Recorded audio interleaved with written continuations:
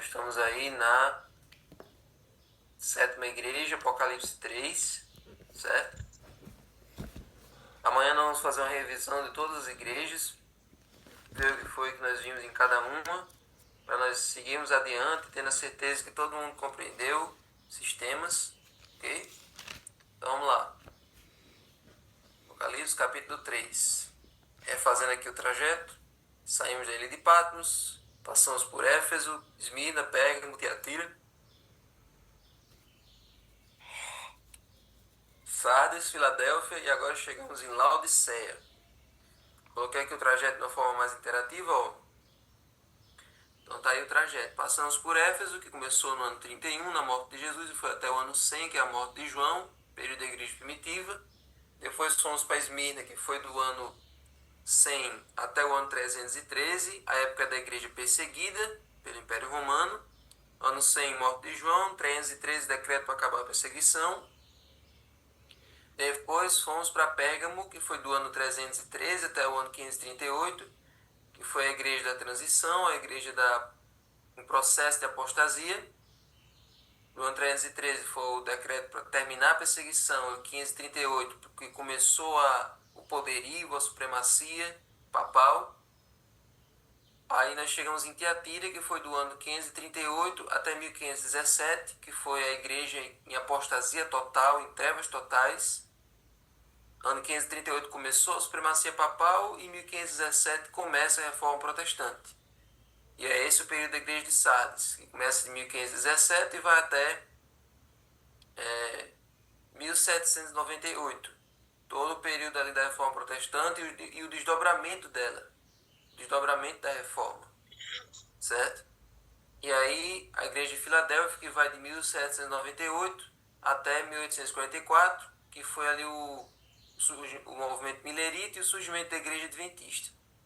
E o começo do juízo investigativo. E aí a igreja de Laodiceia, que vai de 1844 até o mais breve possível, se Deus quiser. Não queremos que isso dure mais tempo. Então, gente, essas são as 7 igrejas.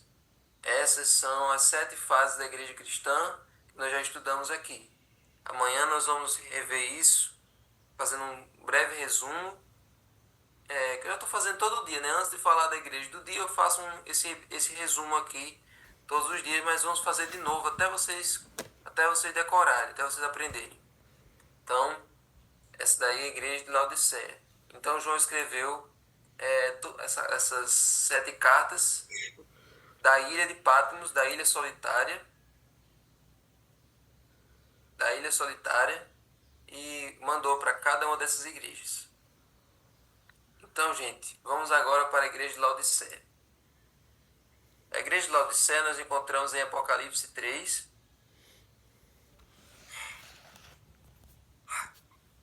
Em Apocalipse 3. E vamos ver como é que Jesus se apresenta para a igreja de Laodiceia. Apocalipse 3, do 14 em diante. 14 ao 22.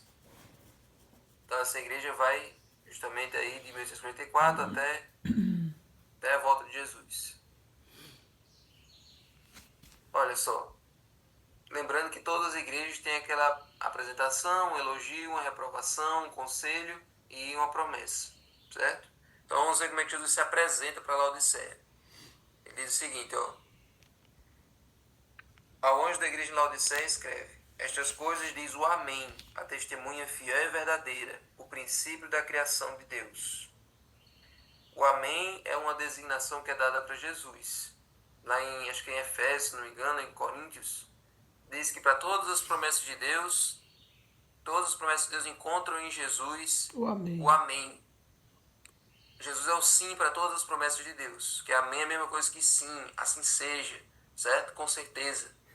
Então, tudo que Deus fala, Jesus confirma, porque Jesus é o verbo vivo de Deus, certo? Então, Jesus é o Amém, a testemunha fiel e verdadeira, o princípio da criação de Deus. Conheço as obras que você realiza, que você não é nem frio nem quente. Quem dera você fosse frio ou quente. Assim, porque você é morno e não é frio nem quente, e estou a ponto de vomitá-lo da minha boca. Você diz, sou rico, estou bem de vida e não preciso de nada. Mas você não sabe que é infeliz, sim, miserável, pobre, cego e nu. Aconselho, aconselho que você compre de mim ouro refinado pelo fogo, para que você seja de fato rico. Compre vestes brancas para se vestir, a fim de que a vergonha da sua nudez não fique evidente, e colírio para ungir os olhos, a fim de que você possa ver. Eu repreendo e disciplino aqueles que eu amo. Portanto, seja zeloso e arrependa-se. Eis que eu estou à porta e bato. Se alguém ouvir a minha voz e abrir a porta, entrarei em sua casa e cearei com ele, ele comigo. Ao vencedor, darei o direito de se sentar comigo no meu trono, assim como também eu venci e me sentei com meu Pai no seu trono. Quem tem ouvidos, ouça o que o Espírito diz às igrejas. Pronto, essa música que eu coloquei no começo, ela é essa carta de forma cantada. Jesus se apresenta, só que para a igreja de Laodiceia não tem nenhum elogio. Olha aí como é pesado. Todas as outras, Jesus sempre arranjava alguma forma de elogiar. Até as igrejas de Pérgamo e Tiatira, que foram as igrejas que estavam numa situação muito pior, Jesus sempre arranjava uma forma de elogiar. Sempre tinha alguma coisa a aprovar no caráter. Porque, embora as igrejas de Pérgamo e Tiatira fossem igrejas depravadas, mas Jesus se dirigia às pessoas que ainda eram fiéis no meio daquele sistema depravado. Só que em Laodiceia não tem, ele não consegue, ele não tira um elogio para a igreja de Laodiceia porque é uma condição generalizada. Está todo mundo envolvido nisso aqui. E nós vamos ver já por que está todo mundo envolvido em Laodiceia. Então, gente, Jesus se apresenta, não faz nenhum elogio, ele faz uma longa reprovação e depois faz uma longa série de conselhos para que a igreja possa se consertar. E por fim ele faz uma promessa de que o vencedor irá sentar com ele no seu trono. Mas vamos primeiro conhecer a cidade de Laodiceia.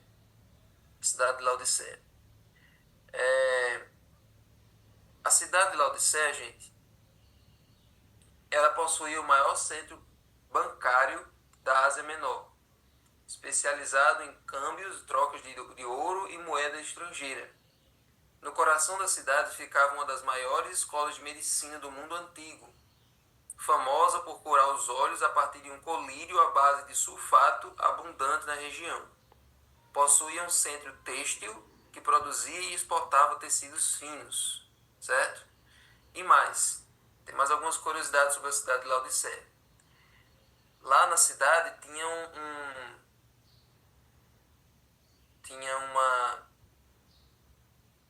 uma fonte de águas termais, certo?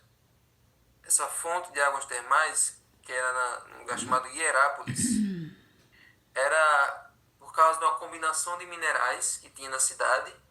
Quando a água passava por ali, a água não ficava nem fria nem quente, ficava numa temperatura ali morna, ideal para a pessoa ficar.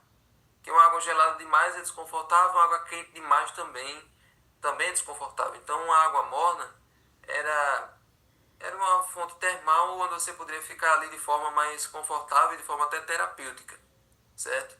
Então, todo mundo ia lá para tomar banho. Só que ninguém gosta de tomar uma água morna. A gente sempre prefere que a água esteja fria, né? Na temperatura um pouco mais fria. Não torrando de gelada, mas um pouquinho mais fria, né?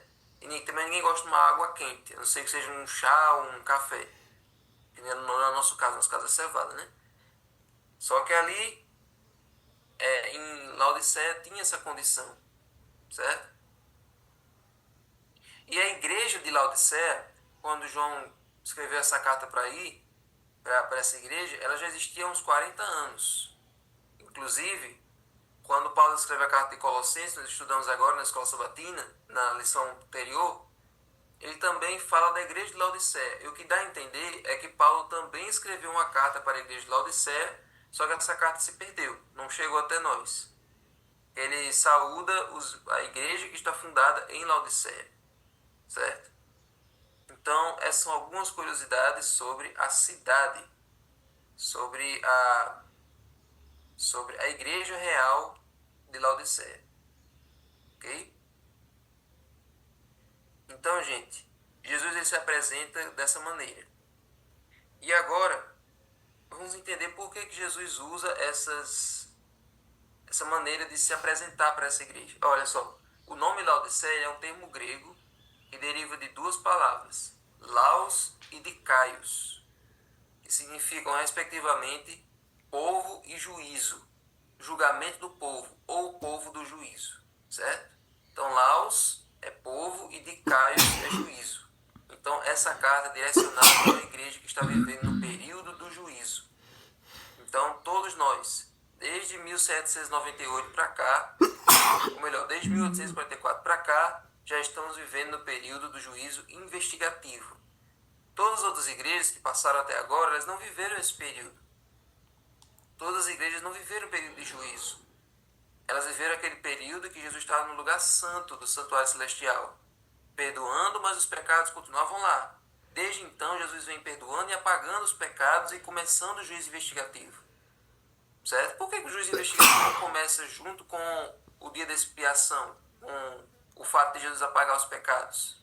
Porque se Jesus está lá no céu, perdoando a gente, advogando a nossa causa diante de Deus, intercedendo por nós, então a gente já pode ser julgado, porque agora nós temos um advogado, nós temos alguém lá por nós.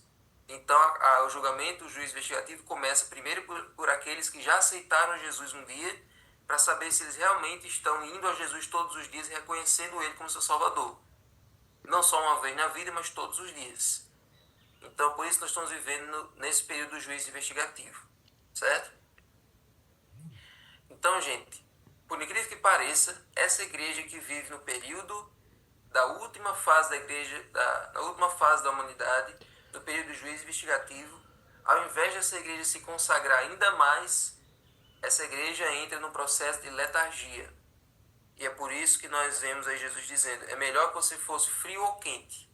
Porque do jeito que você está numa condição perigosa. Por quê? Porque você ainda mantém um aspecto de santidade.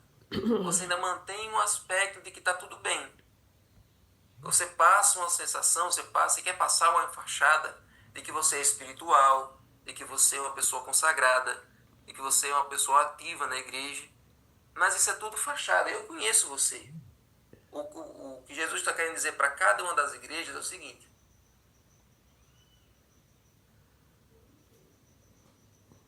Eu conheço vocês. Não adianta vocês quererem se mostrar de uma maneira diferente para o mundo, porque eu sei que vocês são. Então, a mornidão, gente, é justamente a pessoa querer disfarçar a situação atual delas, disfarçar a verdadeira condição espiritual que ela está, certo? Então, além de ser morno, eles também dizem o seguinte, olha, eu sou rico, estou bem de vida e não preciso de nada.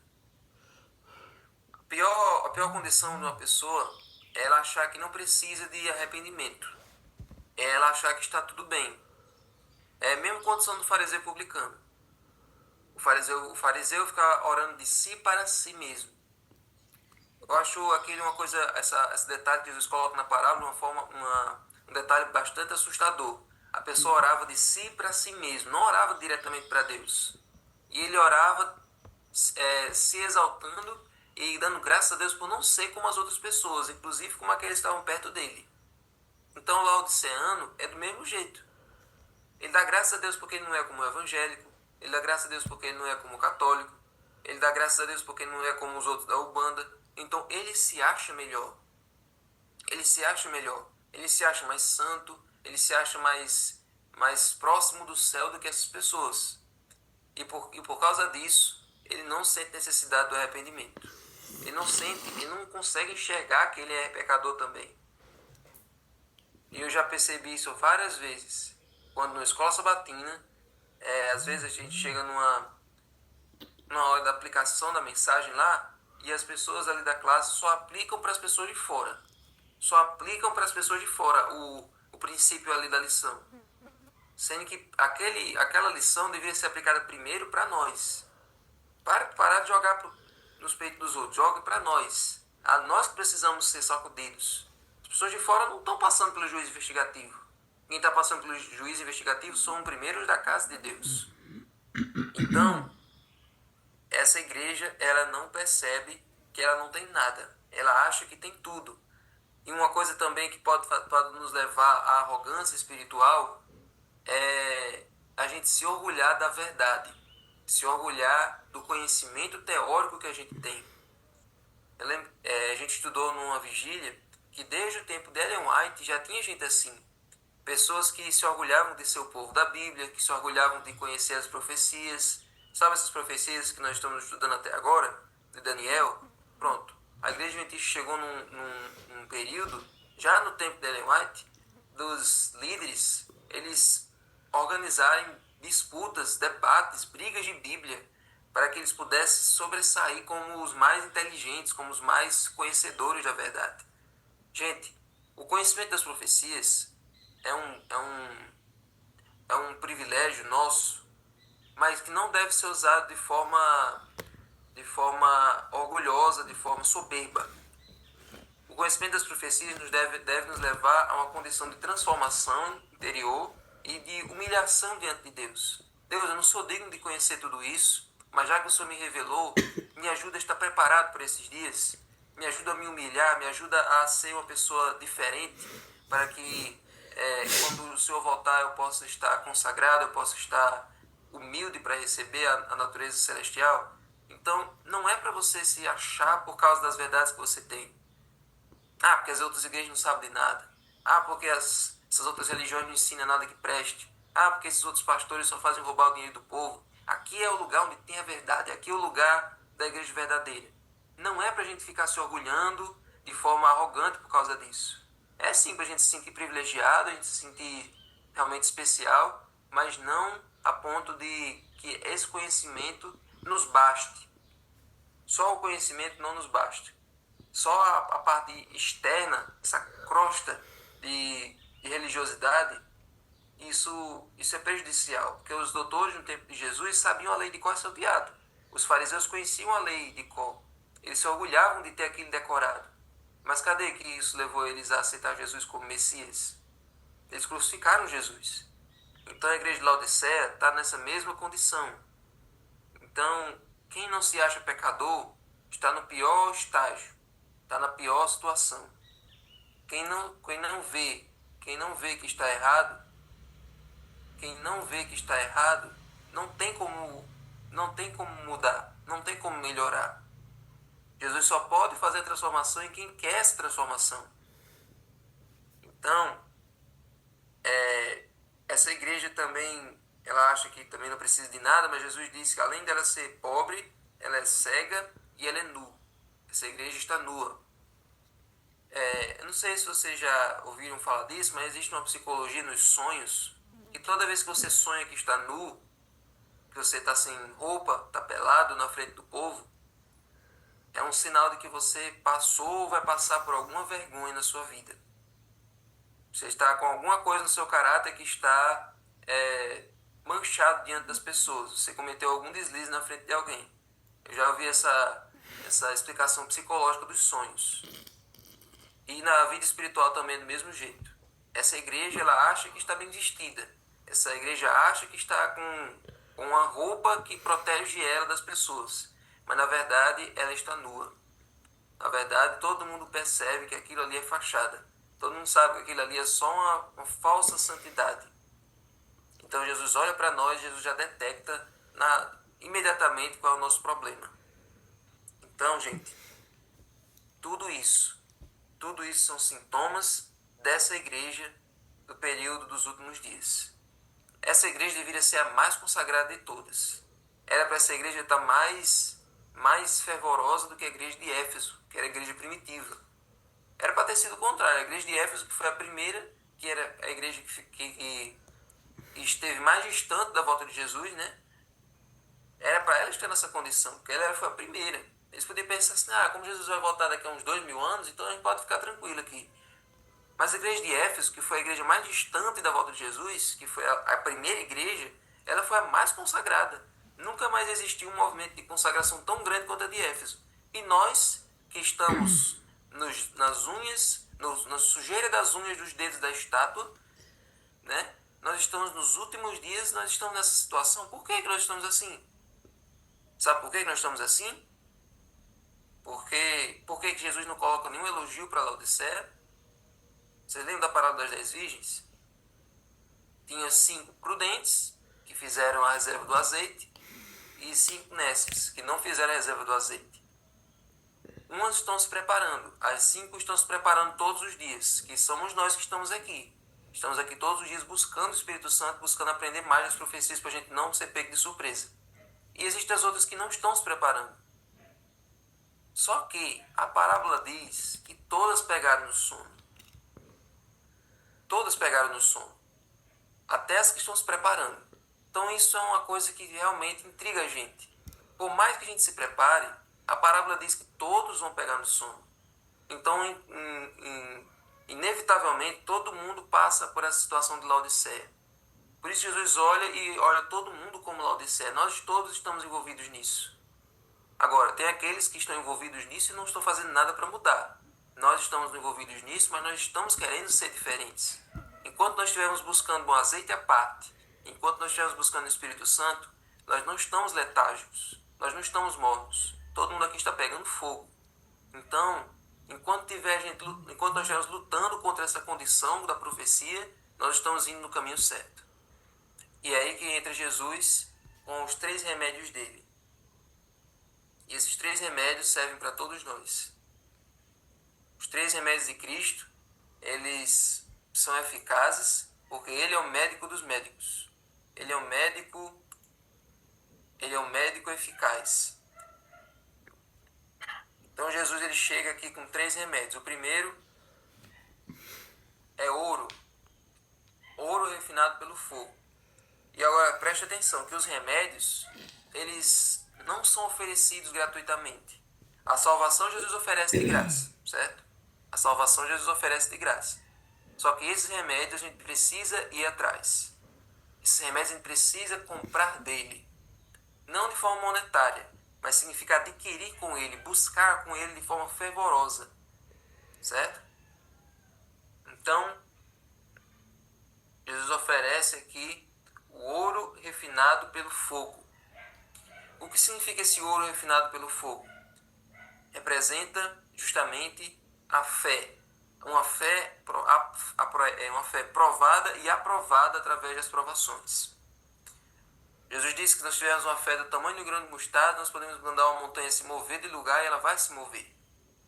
Então, o que falta para nós hoje é uma fé firme, uma fé forte. Agora, tem pessoas que nunca vão chegar a desenvolver bem essa fé, porque com qualquer deslize, com qualquer probleminha, essas pessoas passam. Qualquer evento, na sexta-feira à noite, a pessoa vai fazer feira no sábado de manhã, a pessoa, por qualquer coisa, falta um culto. Como é que essas pessoas vão desenvolver a fé para suportar uma perseguição? Como é que essas pessoas vão desenvolver uma fé forte para se esconder nas locas de pedra, para não receber a marca da besta, para não poder comprar nem vender? Essas pessoas, quando ficar nessa obrigação de ter que, para comprar e vender, ter que receber a marca da besta, as pessoas vão preferir a comodidade. Elas não vão se submeter à humilhação de se esconder, de fugir, né? Então, gente, a fé hoje ela é provada em pequenas coisas. Na guarda do sábado, na devolução do dízimo, em coisas do dia a dia que nós precisamos ser fiéis, o máximo fiéis possível, para que a nossa fé aumente, para quando a tribulação cair sobre o mundo todo, a gente está firme. Então, o primeiro remédio de Jesus é esse. O segundo é vestiduras brancas. Como eu disse a vocês, o problema de Laodiceia é a questão da nudez e achar que está por cima, né? Achar que é chique, achar que é elegante. Então Jesus detecta, vocês estão nus espiritualmente, seu caráter está totalmente, não vale nada o seu caráter. Como diz lá em Isaías 60, sua justiça é trapos de imundícia, você se cobre com os trapos. Você se lembra que Adão e Eva foram criados com uma glória celestial e quando eles pecaram eles foram se cobrir com folhas para esconder a nudez diante de Deus? Pois é, a mesma situação de Laodiceia. Então Jesus diz, compre vestiduras brancas, o meu caráter eu coloco sobre você. Vista a minha roupa, vista o meu caráter, coloque a minha natureza por cima da sua. Para de ficar querendo se justificar diante de mim com essa sua natureza que não presta. Coloca o meu caráter que é santo, o meu caráter que é perfeito, puro sobre você. Então, vestiduras brancas representam um caráter celestial, um caráter transformado. E por fim, gente, o colírio. Eu gostei aqui na imagem que gerou aqui, disse até, tem esse colírio, solução oftálmica. Então, o outro problema de Laodiceia é essa cegueira que ela tem, essa visão turva, essa visão totalmente distorcida. Então, Jesus pede que a gente coloque esse colírio nos nossos olhos. Esse colírio, gente, é a ação do Espírito Santo. O Espírito Santo é que vai fazer a gente enxergar as coisas da maneira certa, enxergar a nossa real situação. Então Jesus diz, olha, eu estou dizendo tudo isso porque eu te amo. Eu repreendo e disciplino todos aqueles que eu amo. Então Jesus, se ele não se importasse com a igreja, ele não diria nada. Se Jesus não se importasse com a igreja de Laodiceia, ele deixaria do jeito que ela está. Assim como aqueles pais negligentes, que não se importam com os filhos, eles não dizem nada. Eles deixam o filho ficar mimado, deixam eles viver do jeito deles. Só que a igreja de Laodiceia, ela é amada por Jesus. Por isso que ele repreende, por isso que ele chama atenção. E é por isso que ele quer que a gente melhore. E o verso 20. Eis que eu estou à porta e bato. Se alguém ouvir a minha voz e abrir a porta, entrarei em sua casa e serei com ele comigo. Quando Jesus pede para entrar no nosso coração, ele não arromba, ele espera a gente abrir. E ao a gente atender o convite dele, ele espera entrar na nossa casa e comer conosco. No tempo da Bíblia, comer junto era sinal de afinidade, de fraternidade, de intimidade. Jesus quer intimidade conosco. Jesus quer ser o nosso amigo de novo. Então a música, teu amigo quer ser, quer dar-te poder. Então Jesus quer a proximidade. Desde o Éden ele quer isso. E o pecado...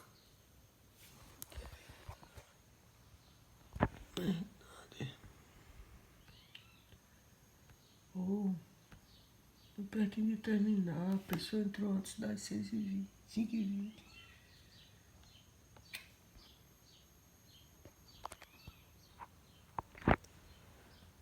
Rapaz.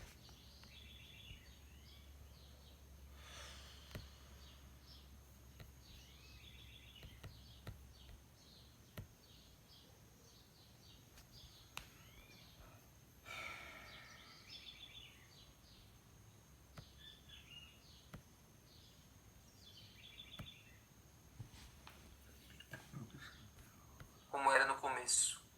Então, o convite para entrar no nosso coração é porque ele quer que a gente, na proximidade com ele, na presença dele, a gente seja transformado.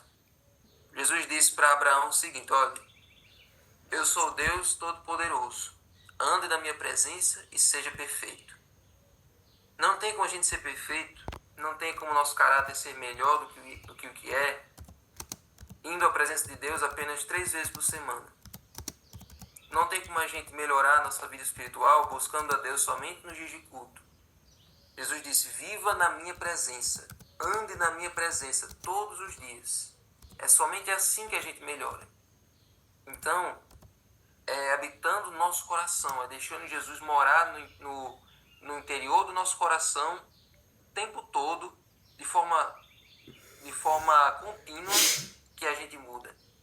Então, gente, é esse o convite que ele faz.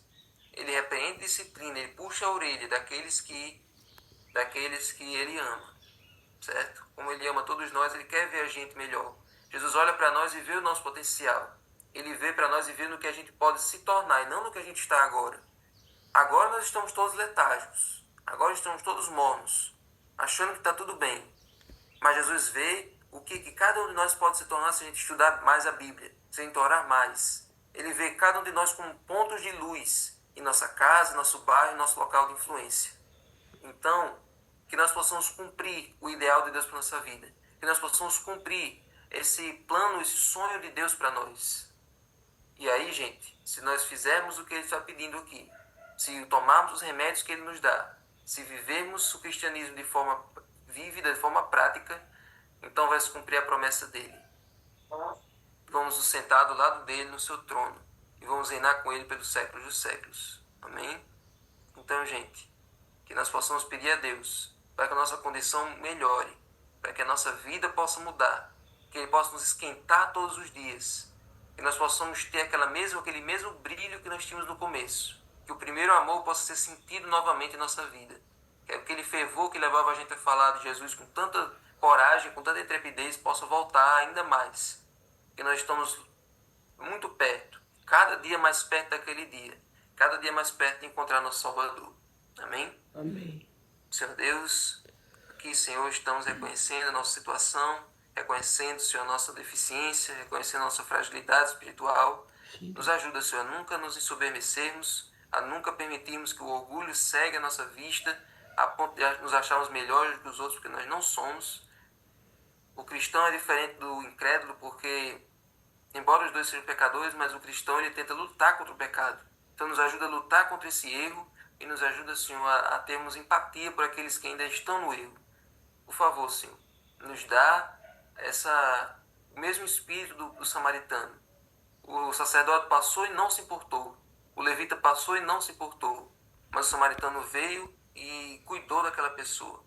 Então, Senhor, nos ajuda a ter esse mesmo espírito, a nos humilharmos perante Ti, a termos um coração cheio de amor, porque é o amor que vai fazer a diferença.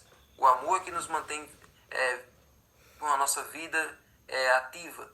Então, Senhor, por favor, nos dá, Senhor, esse colírio para ungir nossos olhos para que a gente possa enxergar. Nos cubra com o Teu manto de justiça e que a nossa fé seja mais aprovada por Ti todos os dias. Por favor, Senhor, fique com cada um de nós, dá-nos uma boa manhã em paz, prepara-nos para o sábado, em nome de Jesus. Amém. Eu disse que hoje era segunda-feira, mas hoje é quinta, né?